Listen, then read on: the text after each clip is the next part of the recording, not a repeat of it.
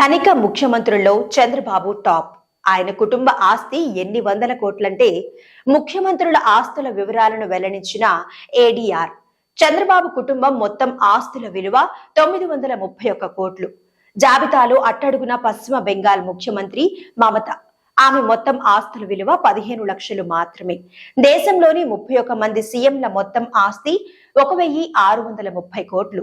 ఆంధ్రప్రదేశ్ ముఖ్యమంత్రి నారా చంద్రబాబు నాయుడు దేశంలోనే అత్యంత ధనిక ముఖ్యమంత్రిగా రికార్డులకెక్కారు.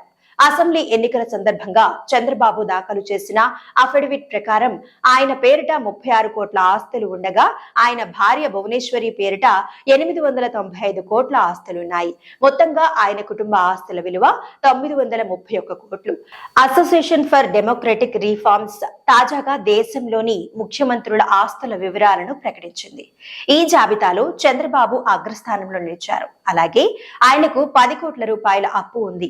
ఇక ఈ జాబితాలో కేవలం 15 లక్షల ఆస్తితో పశ్చిమ బెంగాల్ ముఖ్యమంత్రి మమతా బెనర్జీ అట్టడుగున నిలిచారు.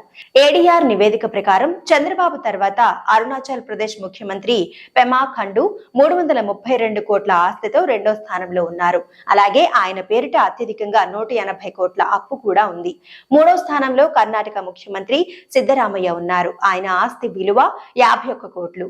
23 కోట్ల రుణభారం ఉంది.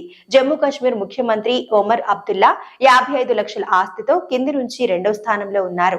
1.18 కోట్ల ఆస్తులతో కేరళ ముఖ్యమంత్రి పినరయి విజయన్ కింది నుంచి మూడో స్థానంలో ఉన్నారు.